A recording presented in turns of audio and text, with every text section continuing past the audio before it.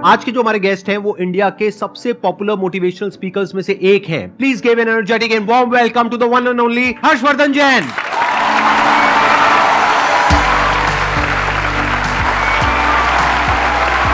क्या हाल चाल जी? Same to same.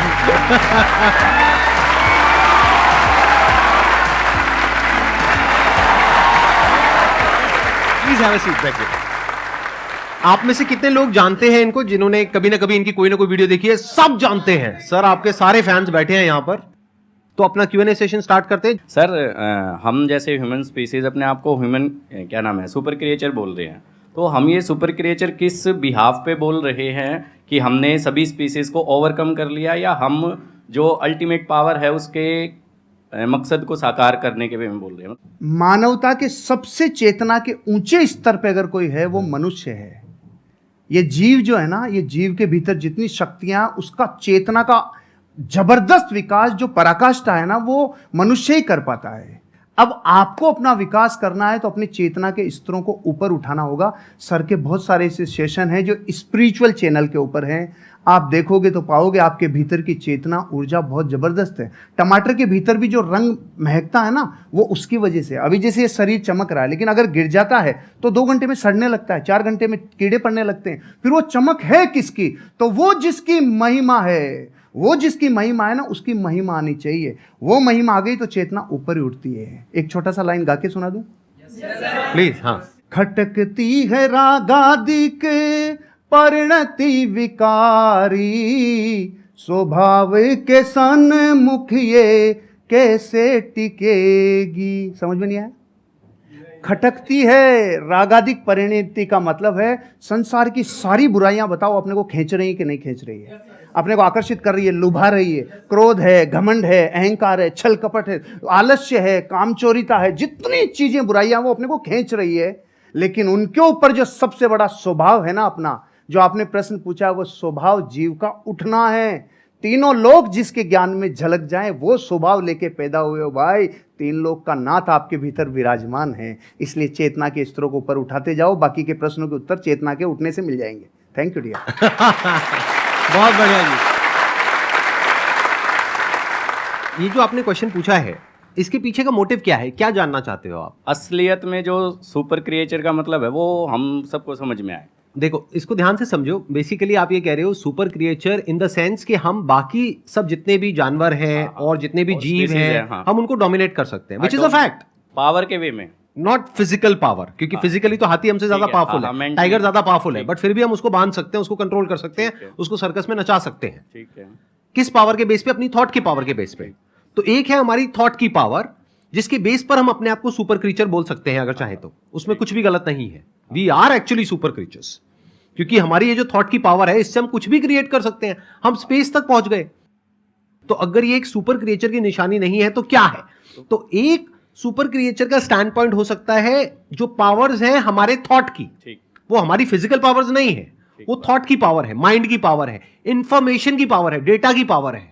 ये अलग अलग वर्ड्स में यूज कर रहा हूं, है एक ही चीज। Without information there is no mind. ये सब नॉलेज की, इंफॉर्मेशन की, साइंस की, डेटा की, इन सब चीजों की पावर है। तो एक तो पावर ये है जिसके बेस पर आप अपने आप को सुपर क्रीचर बोल सकते हो, विच इज अ फैक्ट। एक दूसरी पावर है जिसके बारे में बहुत ही कम लोगों को पता है। पहला है इस दुनिया का ज्ञान, उसको अनात्म ज्ञान बोलते हैं, यानी चीजों का ज्ञान। दूसरा है आत्मज्ञान। आत्मज्ञान मतलब, आत्मा मतलब मैं, कोई भूत प्रेत नहीं, जैसा मूवीज में देखते हैं, राइट? आत्मा मतलब मैं, तो मेरा ज्ञान, मैं कौन हूं। तो वो जो ज्ञान है, अगर वो आपको हो जाता है, और हो जाता है मतलब अपने आप नहीं हो जाएगा, ऐसा नहीं आप रात को सोए और सुबह उठे और अपने आप हो गया, ऐसा नहीं होता। जैसे हर ज्ञान में होता है, ऐसे इसमें होता है। स्टडी करना पड़ता है, समझना पड़ता है, क्वेश्चनिंग करनी पड़ती है। जो समझ आया उसको फिर क्वेश्चन करना पड़ता है, फिर एंड तक जाना होता है। फिर not just theoretically but experientially you know what you are. और फिर वहां पर एक महावाक्य है, अहम ब्रह्मस्मि, मैं ही वो हूं, तत्वमसि, आप ही वो हो। वो मतलब क्या? The supreme reality, the supreme truth of this universe, you are that. तो वहां तक आप पहुंच जाते हो, not just theoretically but experientially.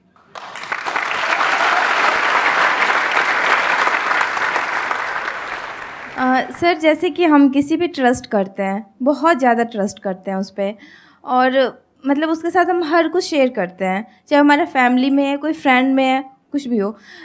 जब वो एक बार हमारे ट्रस्ट को हर्ट कर देता है, वो हमें बहुत ही बुरा समझ लेता है और कुछ भी कह सकता है वो कभी भी। तो दोबारा अगर उससे रिलेशन बन रही है, हमारी बातें करनी स्टार्ट हो रही है, सब कुछ हम इग्नोर करके, तो क्या सर दोबारा से उस पर हमें वही ट्रस्ट पहले वाली लानी चाहिए, उसके साथ शेयरिंग करनी चाहिए, या उसके साथ मतलब खुल के हम बातें कर सकते हैं कुछ भी? नेपोलियन हिल से जब जीवन में सबसे बड़ी सीख को लोगों ने कहा ना, एक लाइन में बता दो। नेपोलियन वो व्यक्ति हैं जिन्होंने 25,000 से ज़्यादा लोगों के ऊपर कई वर्षों तक अध्ययन किया, और फिर एक व्यक्ति राजस्थानी मारवाड़ी गया, उन्होंने कहा साहब हमें पूरा ज्ञान नहीं चाहिए, एक लाइन में बता दो, एक लाइन में बता दो। तो उन्होंने पता है क्या बोला? डोंट टेक इट पर्सनली, दिल पे नहीं लेना, दिल पे नहीं लेना, क्योंकि रास्ते में तो स्क्रैच होंगे, हम इमोशनल हैं, हमारे स्क्रैच तो होंगे, लेकिन अगर दो लोगों को अर्धनग्न करके दौड़ा जाए, एक को तेल लगा के और एक को सूखा, तो मिट्टी ज़्यादा कौन लाएगा? तो तेल लगाना बंद कर दो, यहाँ नहीं, दिल पे तेल लगाना बंद कर दो, हृदय पे लेना बंद कर दो, नहीं तो जैसे ही मार्केट में जाएंगे लोग तो आपको कुछ कहेंगे। तो पहली बात तो दिल पे नहीं लेना, क्योंकि दिल पे लेते लेते तो खत्म ही हो जाएंगे, फिर सबका दिल पे लेते चले जाएंगे, एक बात। दूसरी बात, आप कह रहे दोबारा ट्रस्ट करें कि नहीं करें, सोच समझ के, विचार करके, क्योंकि जिस व्यक्ति ने एक बार ट्रस्ट तोड़ा है तो फिर वहां पर एक सिद्धांत लागू होता है, प्रेम भाव हो सब जीवों से, विश्व के हर जीव से प्रेम हो भाई, करुणा स्रोत बहे दुखियों पे फिर विशेष करुणा बहनी चाहिए, प्रेम भाव हो सब जीवों पे, करुणा स्रोत बहे दुखियों पे, दुर्जन में मध्यस्थ विभो, ये जो दुर्जन है ना उसमें फिर थोड़ा मध्यस्थ विभो उन पे, और गुणी जनों में हर्ष प्रभो, जैसे सर गुणीजन है तो ऑटोमेटिकली हृदय से एक श्रद्धा बहती है।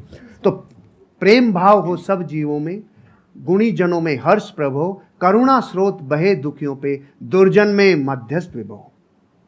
दुर्जन से थोड़ा दूरी बना के रखिए, आगे बढ़ जाएंगे। ट्रस्ट तोड़ने का मतलब क्या? वो छोटा भी हो सकता है, बहुत बड़ा भी हो सकता है। छोटा मतलब क्या कि आपको कहा कि हाँ हम यहाँ पर घूमने के लिए जाएंगे, और एंड टाइम पे उसने कह दिया नहीं जाएंगे, ये भी ट्रस्ट तोड़ना है। और एक है कोई बड़े लेवल पे ट्रस्ट तोड़ना, यानी कि आपकी शादी हो गई है और कोई तीसरी बीच में आ गई है, I am just giving an example, या फिर उसने पैसा आपसे लिया बोल करके कि 15 दिन में दूंगा या दूंगी, और बहुत पैसा आपसे ले लिया जो आपने कहीं से अरेंज करके दिया, उसके बाद में आप उसको फोन कर रहे हो, फोन ही नहीं उठा रहा है 1 महीने तक, 2 महीने तक, एक आध बार ना उठाए तो हो सकता है कोई जेन्युइन प्रॉब्लम हो, बट आपको समझ आ गया उसकी नीयत ही नहीं है पैसे वापस करने की। तो जब आपको समझ आ गया है कि वो इंसान भरोसा करने के लायक नहीं है, तो दोबारा भरोसा क्यों करना है?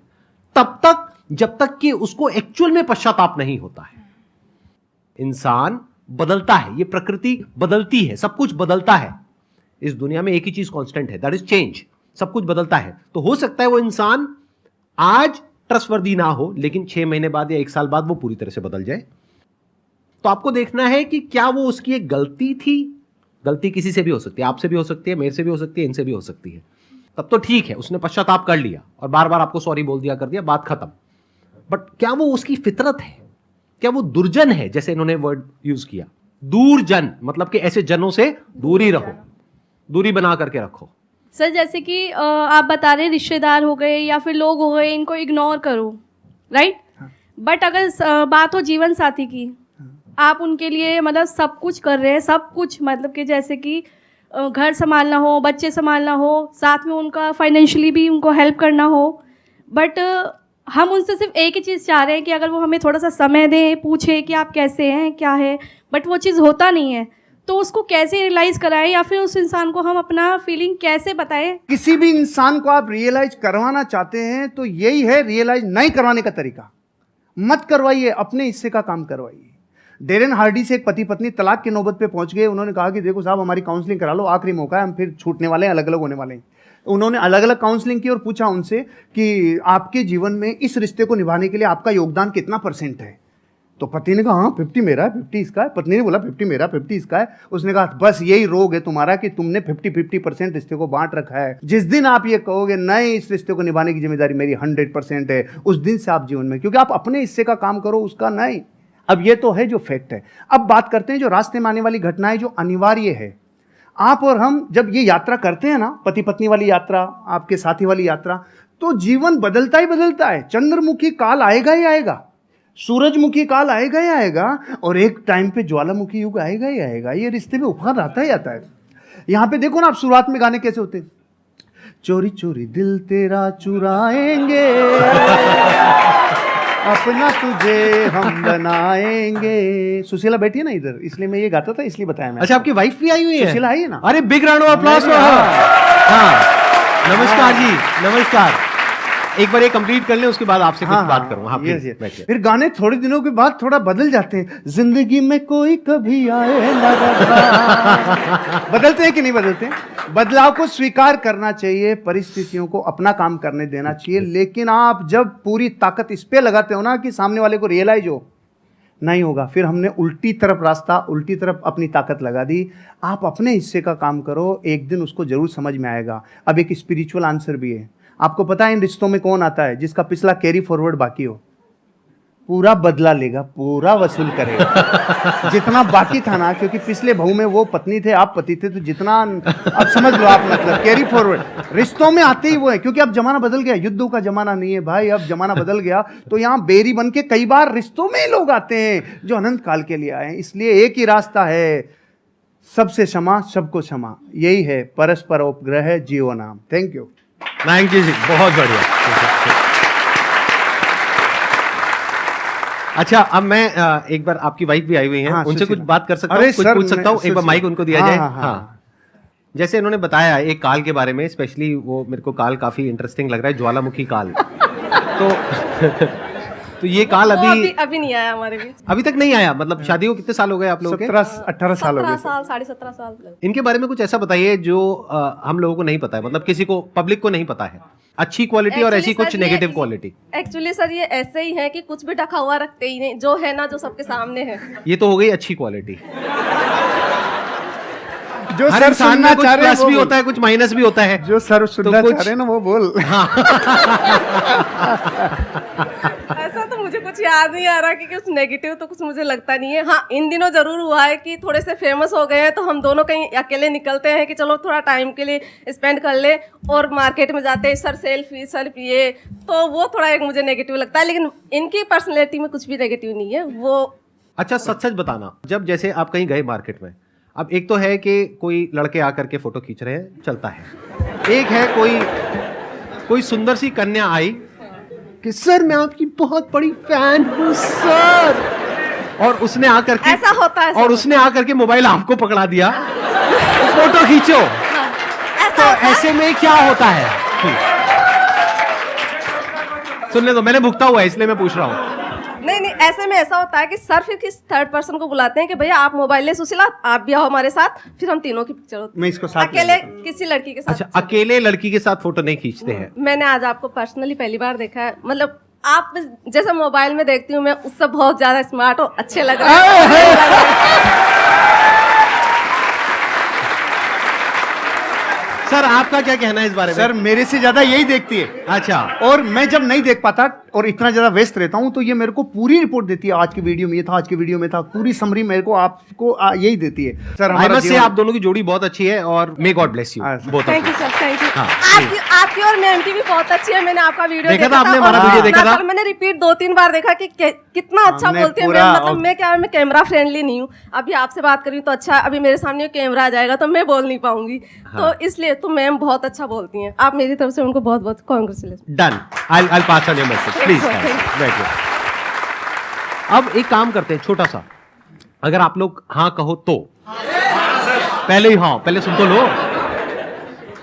मैं पिछले कुछ टाइम से मेंटलिज्म सीख रहा हूं, तो इनके साथ कुछ किया जाए। आप में से कोई भी मेरे को अपना आईफोन दे दीजिए। तेरे वापस नहीं आएगा।